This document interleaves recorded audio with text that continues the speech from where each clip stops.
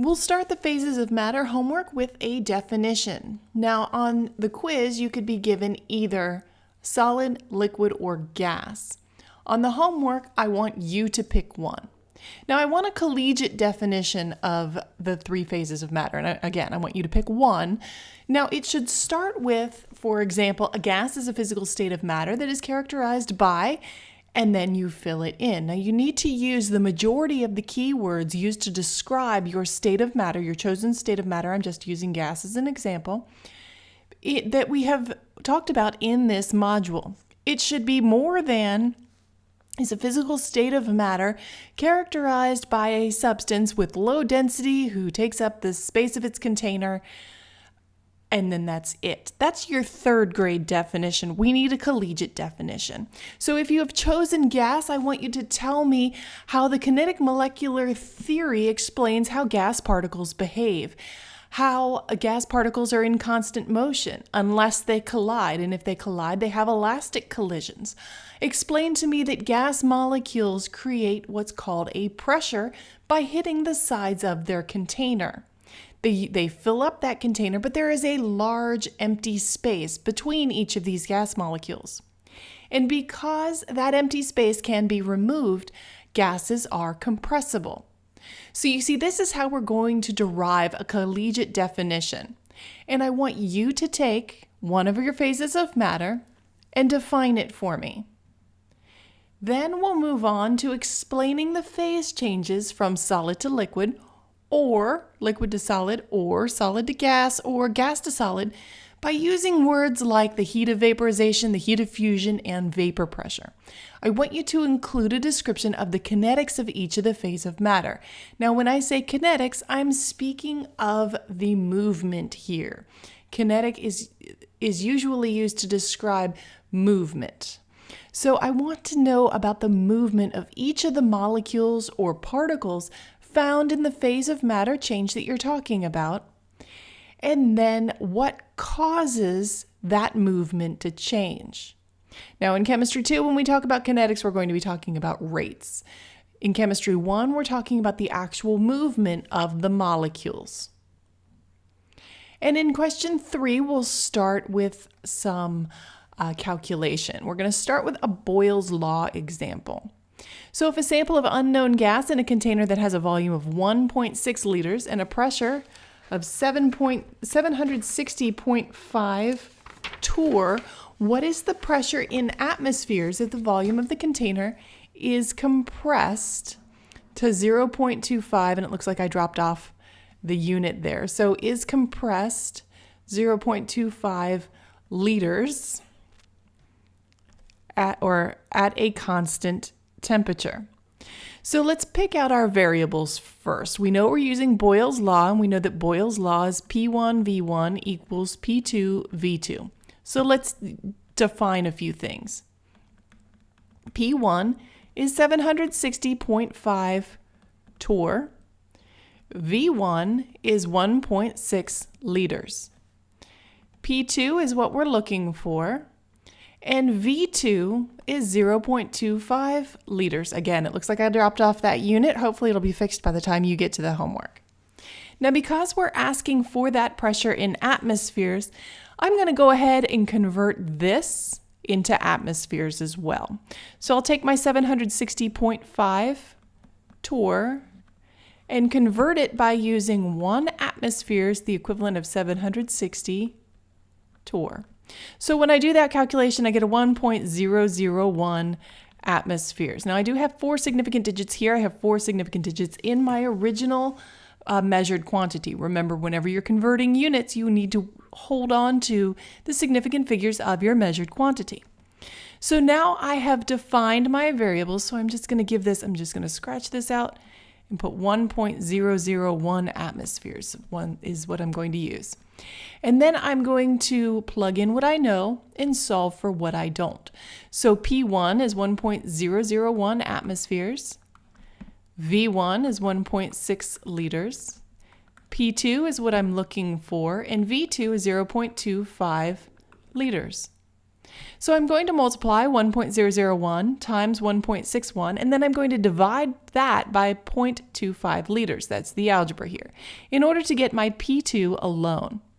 And when I get my P2 alone, I get 6.40 atmospheres. Now that is the only acceptable answer because we are asked for atmospheres. Now, specifically, we need 2 sig figs, so 6.4 atmospheres. It looks like I spoke too soon. 6.4 atmospheres is going to be the only acceptable answer because you are given this, or because you end up with this as your hundredths place, you end up with a 0 in your hundredths place.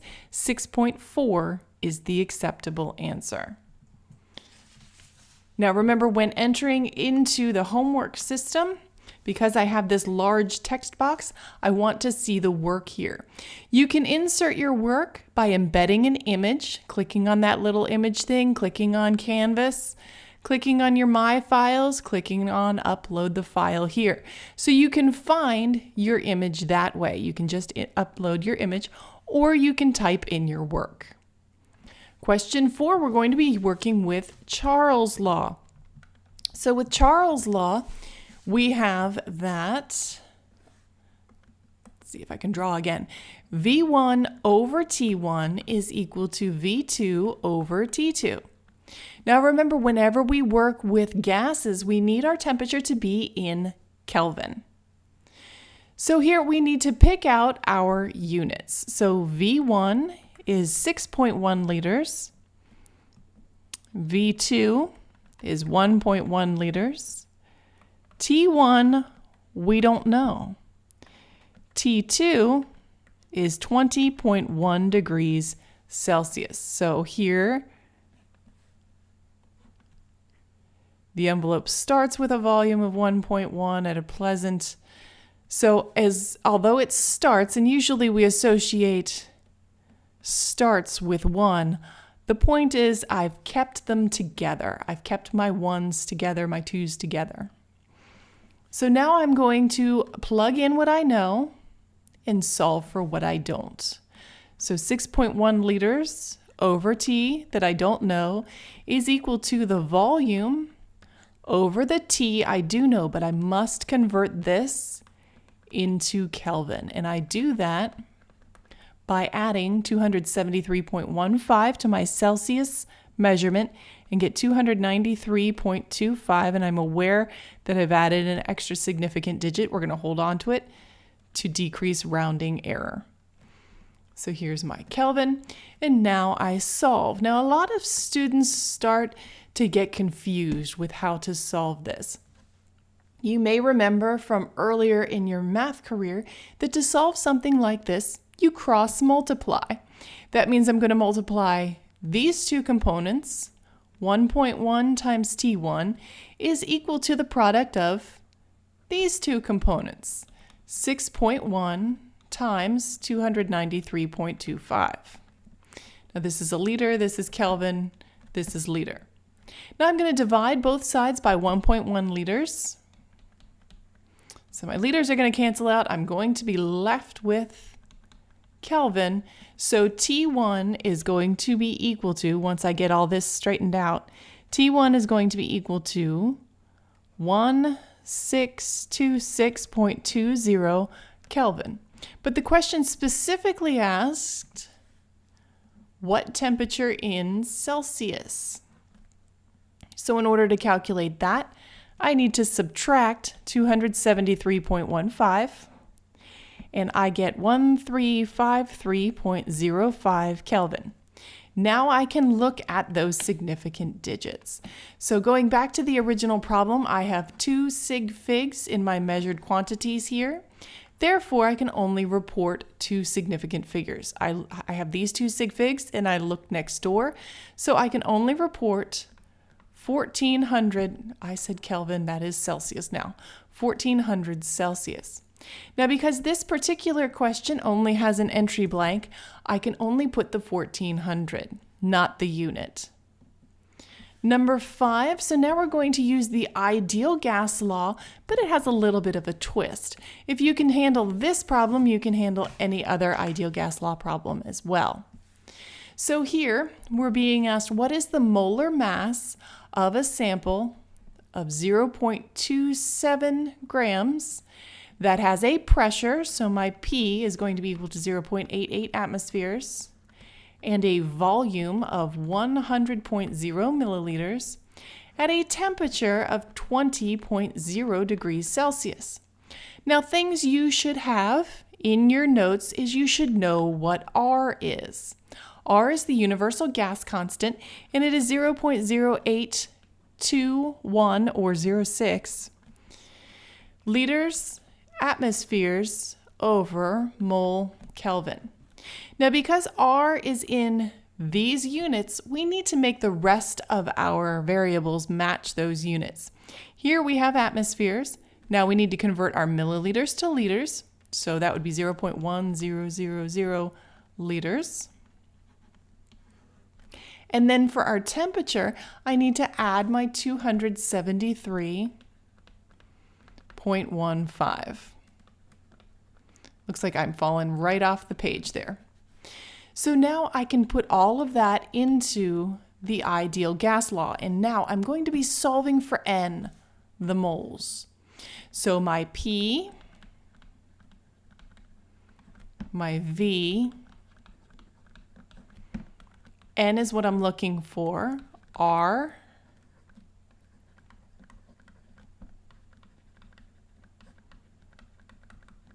and T. Now I can solve for N. Now the algebra for this, let's find our products first. So you find these products and then you divide both sides by that product and get N is equal to, and in my calculator I had 3.658 times 10 to the negative 3 moles.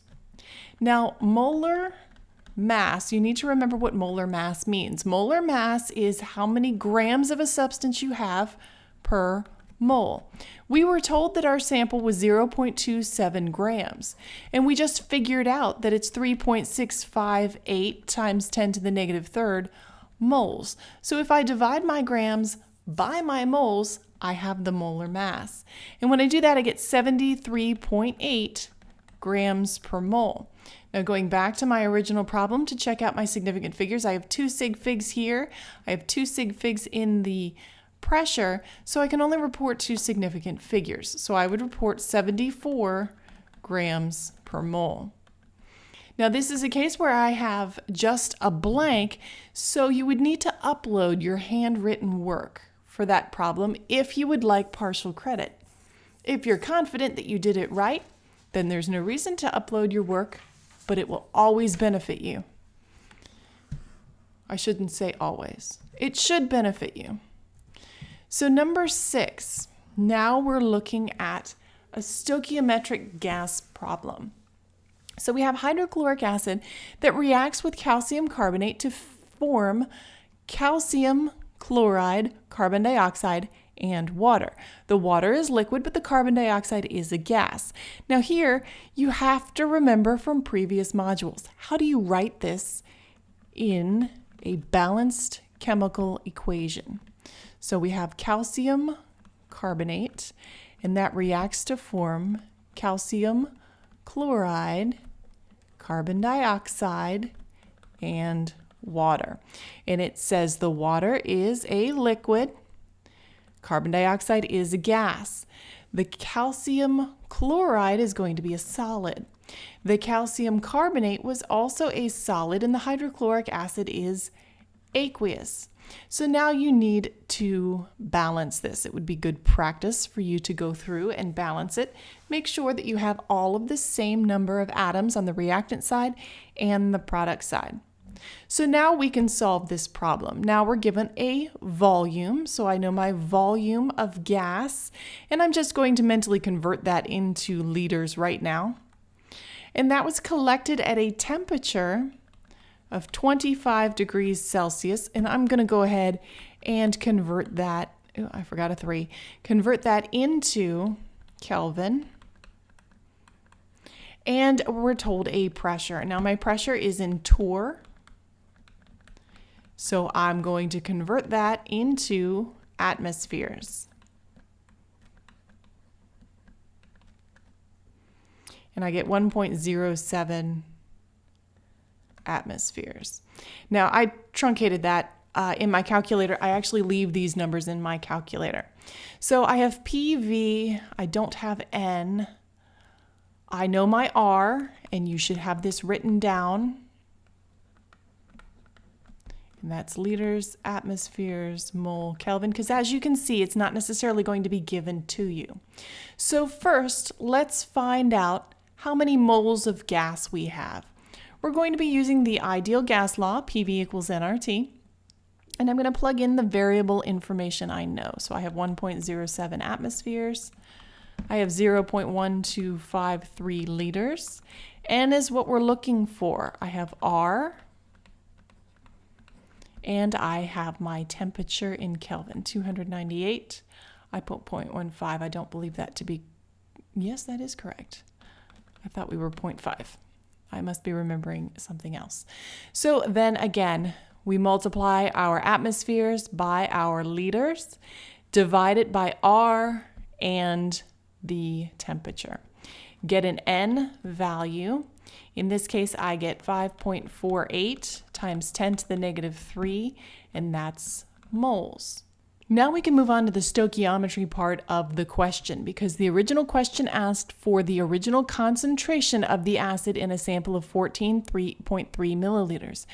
Now be careful, because a lot of students see concentration, they see a volume, they see moles, and decide to calculate the molarity from there.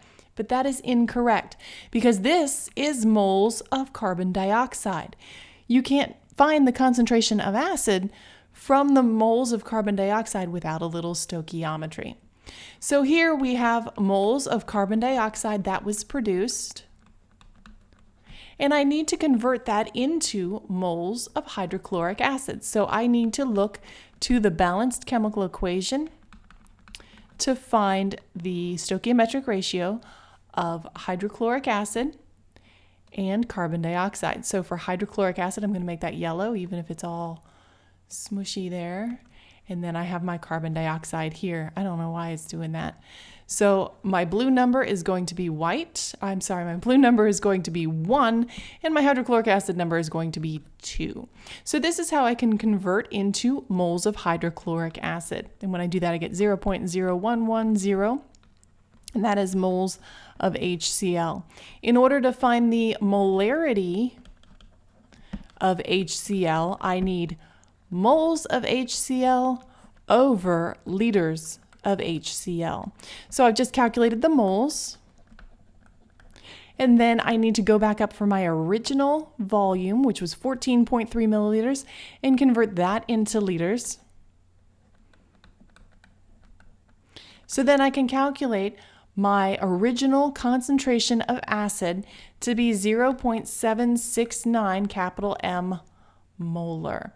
So that is what I would put here. And I've actually done this 2 times, and I think I had a little bit of rounding error. So one time I got 0.766, the other time I got 0.769. So there is some tolerance on this particular problem. That's another problem where it would be a really good idea for me to see your work. Number 7, identify each of the unit cells, and what is the coordination number for each one? That means how many atoms are in each cell.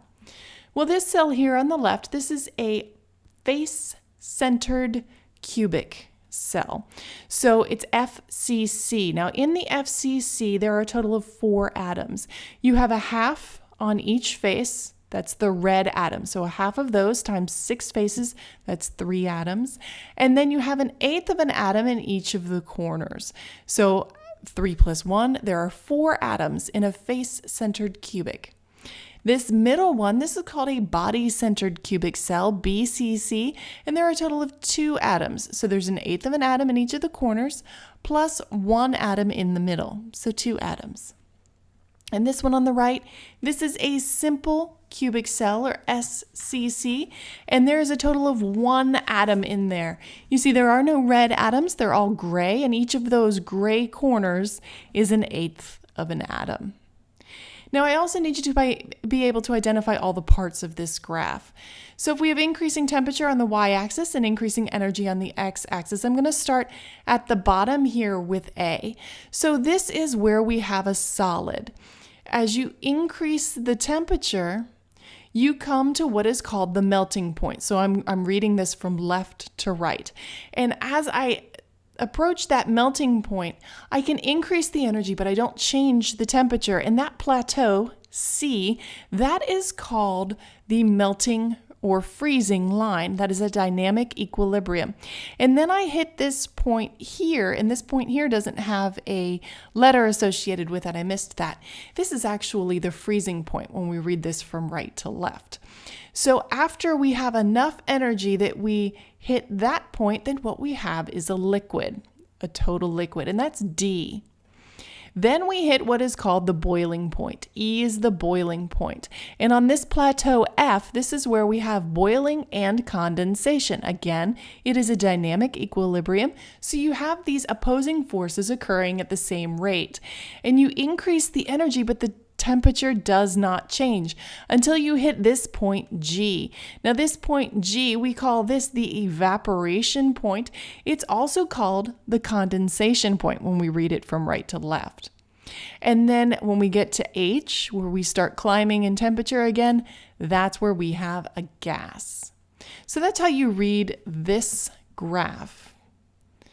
And then an optional space to upload work. Now also make sure that you can work a problem at STP as well. That didn't make it onto the homework. But remember, at STP, 1 mole of any gas occupies 22.4 liters. The majority of your quiz is going to be on gas laws.